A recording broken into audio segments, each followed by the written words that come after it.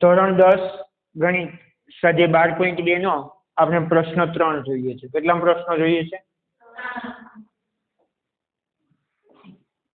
એલા હા, પ્રશ્ન 3. બહુ સરસ મજાનો દાખલો છે, ધ્યાન રાખજો. ગુલાબજાંબુમાં તેના કદના 30% જેટલી ખાંડની ચાસણી. 30% જેટલી શું છે? ખાંડની ચાસણી. ગુલાબજાંબુ જોઈએ ને તમે, એમાં ખાંડની ચાસણી મૂકેલી હોય. આમાં 30% જેટલી ખાંડની ચાસણી છે. દરેક ગુલાબજાંબુનો આકાર નળાકારના બંને છેડે અર્ધગોલક લગાવ્યો એવો હોય છે. દેખાય છે? દરેક ગુલાબજાંબુનો આકાર કેવો છે? નળાકારના બંને છેડે શું છે? અર્ધગોલક લગાવ્યા હોય તેવો છે. તેની કુલ લંબાઈ 5 સેમી. જે ગુલાબજાંબુ છે એની કુલ લંબાઈ 5 સેમી. એનો વ્યાસ 2.8 સેમી. તો આવા 45 ગુલાબજાંબુમાં આશરે કેટલી ખાંડની ચાસણી હશે તે શોધો. અને આકૃતિ 12.15 જોવાની કીધી છે તમને. આકૃતિ 12.15 અહીં આપેલી છે. આમાંથી કામ કરી પેલા ગુલાબજાંબુ બહાર કાઢી લઈએ. શું કાઢી લઈએ? ગુલાબજાંબુ. ગુલાબજાંબુનો આકાર કેવો છે? નળાકારના બંને છેડે અર્ધગોલક લગાવવામાં આવ્યા હોય તેવો છે. સમજાય છે? કેવો આકાર છે? નળાકારના બંને છેડે શું લગાવવામાં આવ્યા હોય? અર્ધગોલક લગાવવામાં આવ્યા હોય તેવો છે. આ એક નળાકાર છે. નળાકારના છેડે હું શું લગાવી દઉં છું? અર્ધગોલક. શું લગાવી દઉં છું? અર્ધગોલક. અર્ધગોલક કઈ કામ લગાવું? ખ્યાલ આવે છે? ગુલાબજાંબુ મોટું થઈ ગયું, લાંબુ થઈ ગયું છે. ફરી વાર દોરીએ આપણે.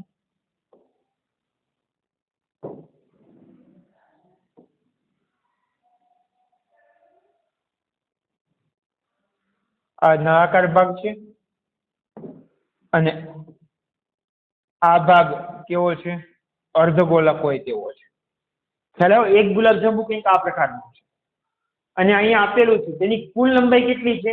5 સેમી. અહીંયાથી લઈને અહીંયા સુધી આ કેટલી છે? 5 સેમી છે. કેટલી છે? તેનો વ્યાસ 2.8 છે. આ વ્યાસ કેટલો છે? 2.8 સેમી. આવા કેટલા ગુલાબજાંબુ ભરેલા છે? આમાં 45 ગુલાબજાંબુ ભરેલા છે. તો આશરે કેટલી ખાંડની ચાસણી જોઈશે તે શોધવાનું છે. તો હું સૌથી પહેલા શું શોધીશ? આ જે ગુલાબજાંબુ છે એક ગુલાબજાંબુનું કદ શોધીશ. અને આવા કેટલા ગુલાબજાંબુ છે? 45 ગુલાબજાંબુ છે. અહીં લખેલું છે. કેટલા ગુલાબજાંબુ છે? આ 45 ગુલાબજાંબુનું કદ મળી જાય પછી હું ચાસણીનું માપ શોધીશ. ચાસણી કેટલી જોઈએ છે? લખેલું છે. કેટલું? કોના? ગુલાબજાંબુના કદના 30% થતી. ખ્યાલ આવ્યો? ચાલો, તો સૌથી પહેલા આ અર્ધવર્તુળ છે, અર્ધગોળાકાર છે અને વચ્ચેનો ભાગ નળાકાર છે. તો સૌથી પહેલા કોના માટે લખીશું?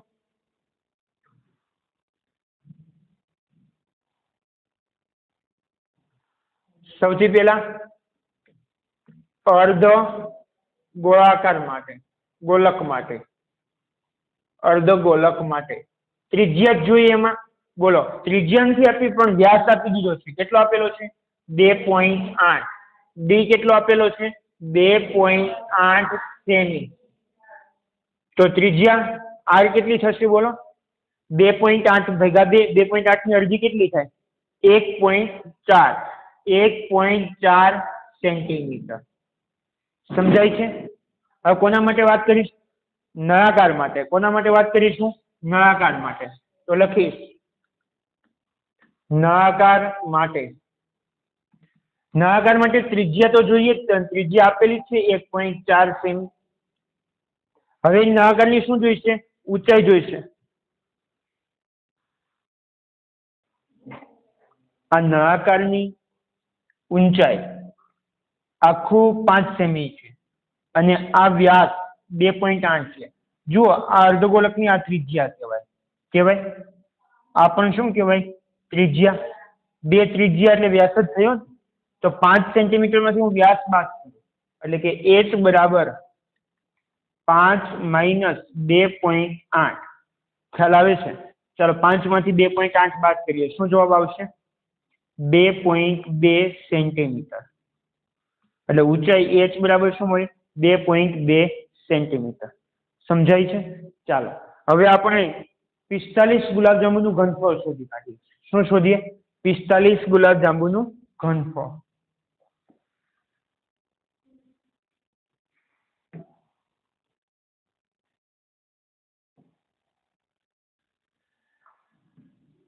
ચાલો 45 ગુલાબ જાંબુનું ઘનફળ બરાબર ધ્યાન રાખજો 45 ગુલાબજાંબુનું ઘનફળ એટલે પેલા એક ગુલાબજાંબુનું ઘનફળ કેટલું થશે નળાકારનું ઘનફળ વત્તા 2 ગુણ્યા અર્ધગોલકનું ઘનફળ સમજાય છે 2 ગુણ્યા અર્ધગોલકનું ઘનફળ આ એક ગુલાબજાંબુ છે અને આવા કેટલા ગુલાબજાંબુ છે ટોટલ 45 લાખાને 45 વડે ગુણી દે ખ્યાલ આવે છે ચાલો 45 એમને નળાકારના ઘનફળનું સૂત્ર બોલો પાઈ આર સ્ક્વેર એચ પ્લસ 2 ગુણ્યા અર્ધગોલકનું ઘનફળનું સૂત્ર બોલો 2/3 પાઈ આર નો ઘન સમજાયું ચાલો આ બે માંથી સામાન્ય જો આર બે ના આર સમાન છે એટલે આ બે માં આર એટલે થશે શું સામાન્ય નીકળશે બોલો 45 તો 12 છે પાઈ પણ અને આર સ્ક્વેર પણ એટલે 45 પાઈ આર સ્ક્વેર સામાન્ય શું બચ્યું કૌંસમાં 8 પ્લસ આર ના 8 પ્લસ 2 ગુણ્યા 2 એટલે 4/3 ગુણ્યા આર સમજાય છે હા કે ના ચાલો કિંમતો મૂકીએ ધ્યાન રાખજો ગણતરીમાં 45 ગુણ્યા પાઈની કિંમત 22 સપ્તમાંશ ગુણ્યા આર કેટલો છે 1.4 એટલે 14/10 ગુણ્યા 14/10 કેમ કે સ્ક્વેર છે એટલે બે વાર લખવો પડે કૌંસમાં ઊંચાઈ કેટલી 2.2 વત્તા 4 ગુણ્યા ચાલો આર કેટલો 1.4 એને 1.4 જ લેવા દઉં છું અત્યારે આખાના છેદમાં 3 તો છે જ સમજાય છે ધ્યાન રાખજો ક્યાં ક્યાં છેદ ઉડશે ધ્યાન રાખજો 7 દુ 14 સમજાય અને બે બચ્યા ને 9 55 45 થાય આના 5 આના 2 2 50 10 ખ્યાલ આવ્યો સમજાય છે પાકું શું બચ્યું અહીંયા 22 ગુણ્યા 9 ગુણ્યા 14 9 126 126 ગુણ્યા 22 કરો જુઓ 126 ગુણ્યા 22 જ્યારે બે અંક સરખા હોય ગુણાકાર જ્યારે પણ કરવાનો હોય ત્યારે બે અંક જે સરખા હોય નીચે લખવાના હંમેશા ખબર છે ને ચાલો ગુણાકાર કરીએ 2 નો 0 6 દુની 12 વધી 1 2 દુ 4 ને 5 2 કા 2 આ સાથેનો બે ગુણાકાર કરીશ તો 252 જ આવશે એટલે 2 5 2 સરવાળો કરીએ 0 2 2 2 5 7 2 7 5 2 7 અને 2 ના 2 27 72 કૌંસમાં 2.2 એમને લેવા દો જુઓ 1.4 ગુણ્યા 4 એટલે 14 ચોક 56 ભેગા 3 કરીએ પેલા શું કરીએ છીએ 56 ભાગ્યા 3 પોઈન્ટ અહીંયા છે 5.6 કેમ કે અહીંયા એક અંક પછી પોઈન્ટ છે સમજાય છે ચાલો 3 એકામ 3 શેષ 2 ઉપરથી ઉતાર્યા 6 પોઈન્ટ સાથેનો છે પોઈન્ટ સાથેનો એટલે અહીંયા પોઈન્ટ આવી જાય સમજાયું કેટલા ભાગ ચાલે છે 3 8 24 શેષ 2 શૂન્ય મૂકી શકાય પોઈન્ટ આવી ગયો એટલે 3 6 18 2 3 6 18 એટલે 6 ની જગ્યાએ હું 7 કરી શકું 6 ની જગ્યાએ કેટલા કરી શકું 7 6 6 6 6 6 ની જગ્યાએ 7 એટલે શું આવ્યું 1.87 સમજાય છે 1.87 વત્તા 2.2 કરું વત્તા 2.2 7 નો સીધો 7 8 ને 2 10 વધી 1 ને 1 2 4 4.07 ખ્યાલ આવે છે શું આવ્યો 4.07 હવે આનો ગુણાકાર 2772 સાથે કરીશું. 2772 ગુણ્યા 407 ધ્યાન રાખજો. 2772 ગુણ્યા 407 7 નો 0 0 નો 0 ચાલો 4 દુ 8 7 ચોક 28 નો 8 વધી 2 7 ચોક 28 ને 2 30 નું મીંડું વધી 3 4 દુ 8 ને 3 11 શૂન્ય સાથેનો ગુણાકાર તો એ લીટી લખવાની જ નહીં, બિલકુલ લખવાની નથી. હવે 7 સાથે 7 તો એકમ નો અંક એટલે કે શૂન્ય મૂકવાનો. 7 દુ 14 નો 4 વધી 1 7 સત્તામ 49 ને 50 વધી 5 7 સત્તામ 49 ને 5 54 નો 4 વધી 5 7 દુ 14 14 ને 5 19 કરો સરવાળો 0 4 4 0 0 0 8 4 12 વધી 1 8 ને 9 ને 9 18 નો 8 વધી 1 1 ને 2 અને 1. અહીંયા પોઈન્ટ પછી 2 અંક છે તો અહીંયા પણ પોઈન્ટ પછી શું આવશે 2 અંક. ખ્યાલ આવે છે?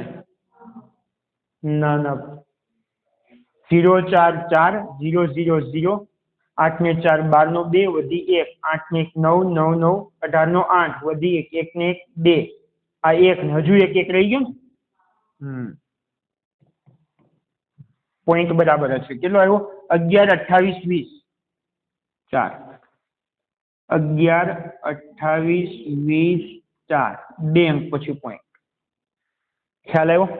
આ શું આવ્યું 45 ગુલાબજાંબુનું ઘનફળ શેમાં આવશે સેન્ટીમીટર એટલે ઘન સેમી.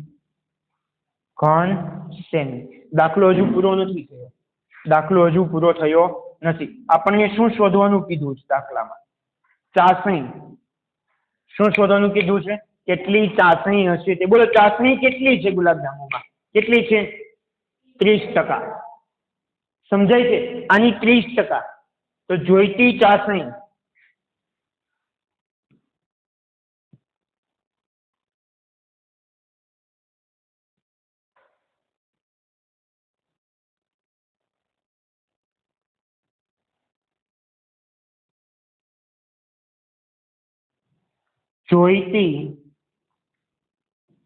ચાસણી થોડુંક નાનું કરી દઉં લખવામાં મને સરળતા રહે.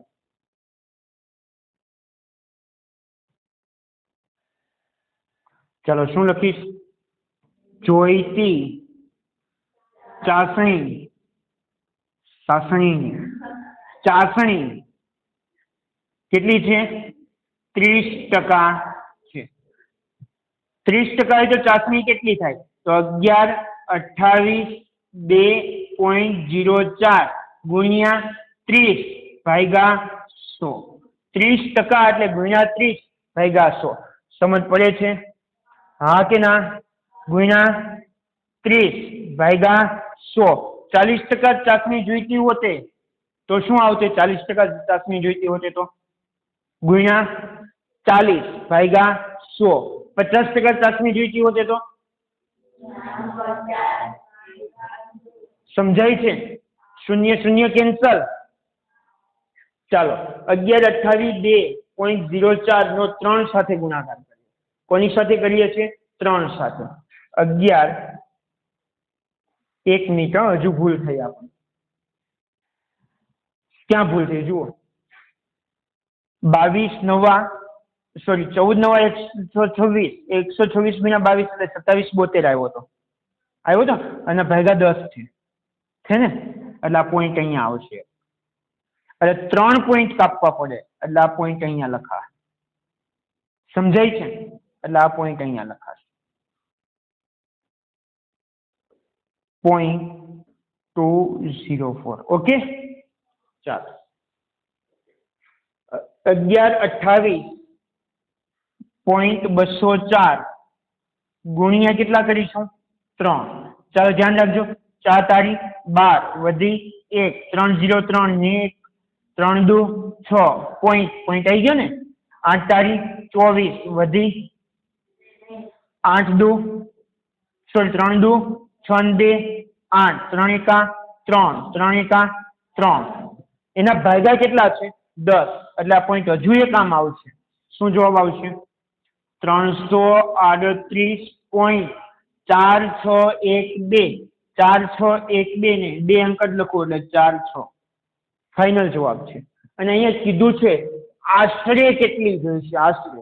તો આને નજીકના પૂર્ણાંકમાં ફેરવી દો. 0.5 કરતા નાની સંખ્યા છે એટલે કેટલી જોઈશે? લગભગ કેટલી? 338 ઘન સેમી અથવા સેન્ટીમીટરનો ઘન. અને 1 ઘન સેમી બરાબર 1 ml થાય ને? 1 ml એટલે લખી શકાય 338 મિલીલીટર ml. એટલે ફાઇનલ જવાબ લખીશું શું? આમ ખાંડની ચાસણીની આશરે કેટલી જોઈશે? 338 ઘન સેમી જોઈશે. સમજાય છે? આઈએમપી દાખલો છે. આ દાખલો કેવો છે? આઈએમપી પરીક્ષામાં પૂછાય છે. ગુલાબજાંબુનો દાખલો યાદ રાખજો. ગુલાબજાંબુના દાખલામાં શું કરવાનું છે? નળાકારનું ઘનફળ અને 2 ગુણ્યા અર્ધગોલકનું ઘનફળ એટલે 1 ગુલાબજાંબુનું મળે. એના ગુણ્યા કેટલા કરવાના છે? 45. આમાં મહત્વનું છે ગુણાકાર. મેં તમને ગુણાકાર કરી બતાવ્યો ને, એ ગુણાકાર કરશો એટલે તમારે જવાબ આવતો છે. ખ્યાલ આવ્યો? અને 30% ચાસણી છે. 30% ચાસણી એટલે ગુણ્યા 30 ભાગ્યા 100 એટલે તમારો ફાઇનલ જવાબ આવશે. ખ્યાલ આવ્યો કે? સમજાય છે? પાક્કો? ચાલો લખી લો.